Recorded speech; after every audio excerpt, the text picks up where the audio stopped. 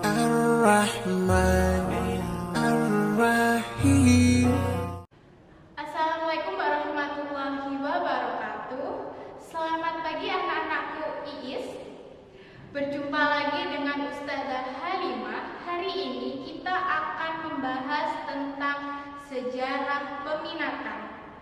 Oke nak, hari ini untuk bab yang pertama kita akan belajar tentang sejarah sebagai ilmu, sejarah sebagai kisah, sejarah sebagai peristiwa, dan yang terakhir sejarah sebagai seni. Oke nak, yang pertama kita akan belajar tentang sejarah sebagai ilmu. Sejarah sebagai ilmu adalah gambaran tentang peristiwa masa lampau yang dialami oleh manusia yang tersusun secara sistematis, memiliki kurun waktu tertentu, diberi tafsiran, dan juga yang terakhir dianalisis secara sistematis dan mudah dipahami. Nah, sejarah sebagai ilmu sendiri memiliki beberapa ciri. Menurut Kunto Wijoyo, ciri-ciri sejarah sebagai ilmu yang pertama yaitu sejarah mempunyai objek. Nah, kemarin kita sudah belajar tentang unsur-unsur sejarah. Apa saja unsur sejarah? Ya, yang pertama yaitu manusia, yang kedua ruang, yang ketiga waktu, yang keempat dampak, dan yang terakhir adalah kausalitas. Untuk ciri yang pertama dari sejarah sebagai ilmu yaitu sejarah mempunyai objek. Objek sejarah sendiri di sini adalah manusia, ruang, dan juga waktu. Karena setiap peristiwa sejarah akan berkaitan dengan manusia, ruang, dan juga waktu. Ciri yang kedua yaitu sejarah bersifat empiris. Bersifat empiris di sini sendiri adalah empiris berarti pengalaman. Jadi sejarah bersifat empiris berarti sejarah berisi pengalaman-pengalaman manusia pada masa lampau. Ciri yang ketiga yaitu sejarah bersifat generalisasi. Generalisasi di sini berarti adalah menyeluruh atau umum. Jadi pengertiannya adalah sejarah mengambil kesimpulan secara umum atau menyeluruh tentang peristiwa sejarah berdasarkan oleh gejala, berdasarkan fakta, dan juga data yang ada. Jadi sejarah bersifat generalisasi ini penulisannya tetap berkaidah dengan fakta-fakta dan juga data yang dimiliki oleh para peneliti. Jadi tidak keluar dari ruang penelitian sejarah. Ciri yang terakhir yaitu sejarah mempunyai metode. Nah, di dalam sejarah nanti kita akan belajar tentang metode sejarah. Jadi sejarah mempunyai 5 metode. Yang pertama yaitu menentukan topik. Menentukan topik di sini berarti kalian menentukan mau menulis sejarah tentang apa, mau menulis cerita peristiwa tentang apa. Jadi tentukan topik peristiwanya terlebih dahulu. Yang kedua yaitu metode heuristik. Metode heuristik sendiri berarti kalian mengumpulkan sumber dari topik yang sudah kalian pilih. Metode kedua yaitu kalian mencari sumber dari topik tersebut. Entah nanti sumber tertulis, sumber dari foto, sumber rekaman, atau sumber tidak tertulis. Apa saja yang berkaitan dengan topik yang pertama yang kalian pilih. Untuk metode ketiga itu dinamakan verifikasi. Kita melihat keaslian suatu sumber sejarah yang sudah kita temukan pada saat metode heuristik. Apakah bukti yang kita temukan pada saat metode heuristik itu sesuai dengan topik yang kita pilih di metode yang pertama. Jadi kita lihat apakah benar-benar data yang sudah kita kumpulkan pada saat metode heuristik itu benar-benar terjadi, benar-benar asli. Metode yang keempat yaitu metode interpretasi atau biasa disebut menafsirkan sumber menjadi data. Jadi bagian ini berarti kita setelah Ananda memilih topik, mencari sumber, setelah itu melihat apakah keaslian sumber ini benar-benar sesuai dengan topik yang sudah dipilih. Untuk metode yang keempat berarti kita menafsirkan sumber itu. Kita membaca sumber itu, mengubah sumber itu yang awalnya yaitu tulisan menjadi sebuah data. Entah nanti data tentang data wawancara atau sebagai data foto atau data dokumen. Itu berarti di bagian metode interpretasi. Yang terakhir yaitu metode historiografi. Metode historiografi sendiri adalah berarti pada saat kalian menulis sejarah itu. Setelah kalian tadi memilih topik, kalian mencari sumber. Yang ketiga, kalian melihat keaslian dari sumber itu.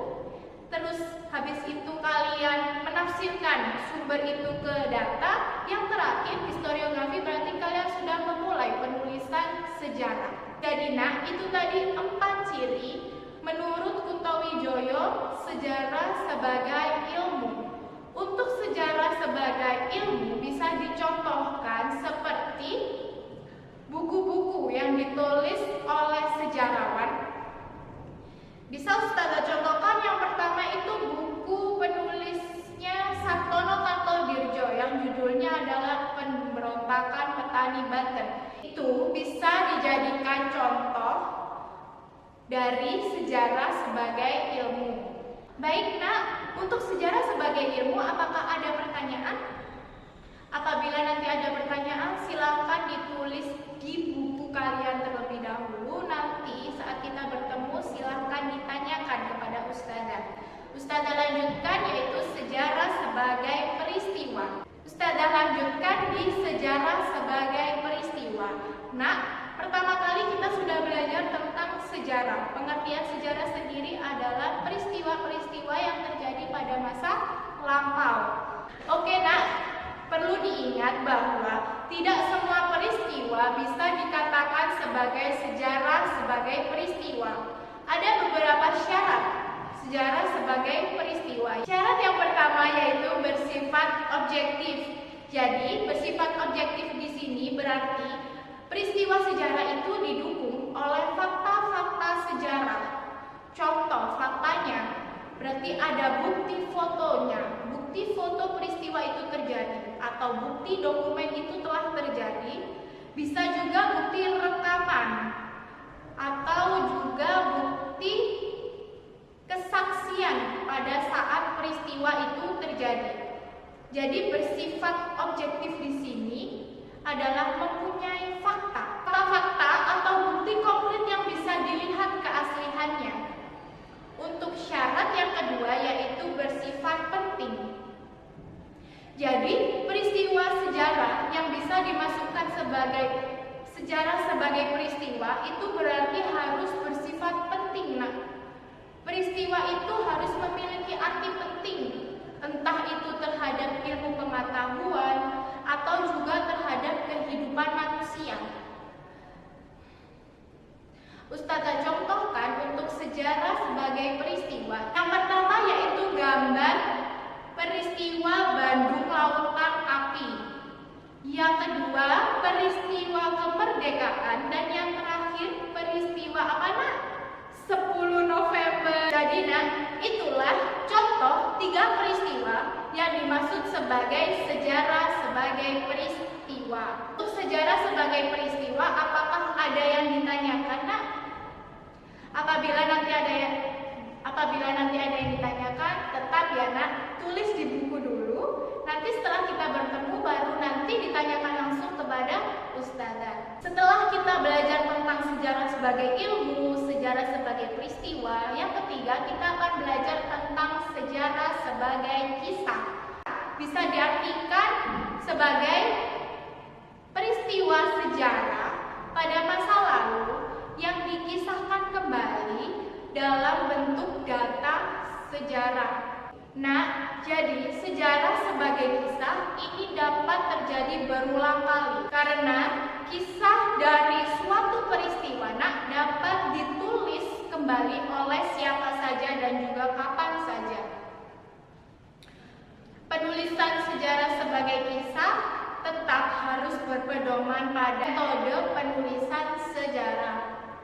Contoh dari sejarah sebagai kisah, apakah kalian pernah membaca atau mendengar ataupun melihat kisah Kendedes? Dapat dicontohkan sebagai sejarah sebagai kisah. Contoh lain yaitu kisah perlawanan rakyat Bali, atau mungkin yang pernah kalian dengar atau pernah kalian baca yaitu kisah perlawanan rakyat Surabaya. Oke nak, setelah kita belajar tentang sejarah sebagai ilmu, sejarah sebagai peristiwa, sejarah sebagai kisah, yang terakhir kita akan belajar tentang sejarah sebagai seni. Sejarah sebagai seni sendiri diartikan yaitu cara penyampaian suatu peristiwa sejarah dapat dilakukan dalam bentuk tulisan. Namun, cara penulisan dalam bentuk sejarah sebagai seni ini harus tetap dalam koridor metode atau penelitian sejarah. Ada beberapa syarat yang bisa dikatakan sejarah sebagai seni. Yang pertama yaitu intuisi. Intuisi di sini sendiri berarti penulis harus bisa memahami peristiwa itu. Penulis harus bisa merasakan bagaimana peristiwa itu terjadi, nak. Jadi, pada intinya yaitu penulis dapat merasakan atau berada di peristiwa itu. Yang kedua yaitu emosi. Jadi, penulisan peristiwa sejarah ini penulis harus membubukkan emosi ke dalam tulisannya. Bisa dicontohkan seperti penulisan biografi Bung Tomo atau penulisan peristiwa 10 November. Di sana bisa kita lihat bagaimana cara penulis menyampaikan pada saat Bung Tomo berpidato di depan arek-arek Surabaya. Bung Tomo mengobarkan emosi atau semangat juang arek-arek Surabaya untuk mengusir Belanda dari tanah Surabaya. Syarat yang ketiga yaitu gaya bahasa. Nah, jadi setiap penulisan peristiwa sejarah, penulis harus menggunakan gaya bahasa yang lugas atau luwes. Jangan menggunakan gaya bahasa yang baku. Itu akan membuat kita sebagai pembaca itu merasa bosan membaca tulisan peristiwa sejarah. Karena sejarah sendiri itu berisi peristiwa-peristiwa yang terjadi pada masa lampau. Yang menurut kita tidak tahu bagaimana keadaannya di sana, itu sudah membuat bosan. Apalagi kalau penulisan buku sejarah itu ditulis dengan gaya bahasa yang baku, itu akan membuat kita sebagai pembaca merasakan kebosanan. Kita tidak tertarik lagi membaca peristiwa sejarah. Yang keempat yaitu imajinasi. Jadi sebagai penulis, setiap penulisan sejarah itu harus dibubuhkan imajinasi. Imajinasi di sini yang dimaksud yaitu seperti penulisan Super Semar. Itu kita diajak berimajinasi bagaimana rasanya Soekarno merumuskan Super Semar. Di sana juga ditulis apa saja yang terjadi pada saat Soekarno merumuskan Super Semar. Kita diajak berimajinasi, nak. Mungkin pada saat Soekarno sedang menulis penrumusan Super Semar, di samping kanan kiri atau depannya beliau sedang ditodong oleh pistol. Di situ kita diajak penulis untuk berimajinasi bagaimana dak-dik-duk nervousnya Bapak Soekarno pada saat perumusan Super Semar. Jadi syarat imajinasi ini kita dibuat penulis untuk mengimajinasikan, oh jadi seperti ini rasanya pada saat saya berada di dalam peristiwa tersebut. Sekarang Ustadzah contohkan syarat sejarah sebagai seni. Yang pertama, mungkin kalian pernah ke candi. Siapa yang pernah ke candi? Di antara candi itu ada reliefnya, nak. Relief-relief di candi itu memiliki arti-arti tersendiri. Itu juga bisa dikatakan sejarah sebagai seni. Yang kedua yaitu contoh pewayangan. Pewayangan di sini sendiri kalian bisa melihat pewayangan Mahabharata mungkin. Itu bisa dicontohkan sebagai sejarah, sebagai seni. Yang ketiga yaitu contoh kitab. Ada dua kitab yang Ustazah contohkan. Yang pertama yaitu kitab Pararaton. Kitab Pararaton sendiri menceritakan tentang bagaimana kehidupan masyarakat pada saat kerajaan Singhasari memimpin. Di sana diceritakan mulai awal berdirinya kerajaan Singhasari sampai bagaimana keruntuhnya kerajaan Singhasari. Kedua yaitu kitab Negara Kertagama. Kitab Negara Kertagama sendiri di sini itu menceritakan bagaimana kehidupan masyarakat awal kerajaan Majapahit memimpin. Bagaimana besarnya kekuasaan kerajaan Majapahit sampai yang terakhir yaitu bagaimana kisah runtuhnya kerajaan Majapahit. Itu adalah materi tentang sejarah sebagai ilmu, sejarah sebagai kisah, sejarah sebagai peristiwa, sejarah sebagai seni. Yang terakhir kita akan mempelajari tentang sifat-sifat dalam ilmu sejarah. Dalam ilmu sejarah itu ada dua, Nak. Yang pertama yaitu diakronik. Yang sudah kita pelajari minggu kemarin, kita belajar tentang cara berpikir diakronik. Diakronik di sini itu sama, Nak. Jadi diakronik sendiri diartikan topik yang dibahas di dalamnya adalah peristiwa-peristiwa yang melintasi perjalanan waktu. Perjalanan waktunya bisa mulai dari masa lalu, masa sekarang, dan juga masa depan. Jadi sifat diakronik di sini sendiri, setiap peristiwa sejarah itu pasti akan berkaitan dengan waktu. Karena peristiwa sejarah yang terjadi hari ini atau peristiwa sejarah yang terjadi sekarang itu dikarenakan peristiwa sejarah pada masa lalu. Sebaliknya pula peristiwa yang akan terjadi di masa depan nanti itu akan diakibatkan oleh peristiwa masa sekarang. Jadi setiap peristiwa sejarah itu akan berkesinambungan oleh waktu atau berkaitan dengan waktu. Ada kurun waktunya. Sifat yang kedua yaitu sifat ideografis. Sifat ideografis berarti sejarah selalu menggambarkan, menceritakan, dan memaparkan suatu peristiwa secara unik atau bersifat unik. Hal ini terjadi karena peristiwa sejarah itu akan terjadi hanya satu kali. Peristiwa sejarah tidak akan terjadi di waktu dan tempat yang sama. Itulah penyebab kenapa penelitian sejarah itu bertujuan hanya untuk memahami suatu peristiwa. Begitu, Nak. Jadi sifat sejarah memiliki dua sifat. Pertama diakronik berkaitan dengan waktu, yang kedua yaitu ideografis bersifat unik. Baik, Nak, untuk pembelajaran hari ini apabila ada yang ditanyakan silahkan langsung ditulis di buku tulis. Setelah menonton video ini untuk anak-anak IIS, Ustazah minta setelah melihat video ini diusahakan untuk membaca lagi bukunya ya, Nak. Karena sejarah tanpa membaca buku itu percuma.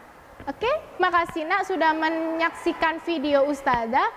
Semoga kalian cepat bertemu Ustazah, cepat kembali ke Al-Mahirah sehingga kita dapat belajar bersama di kelas, kita dapat bermain bersama dengan teman-teman yang lain.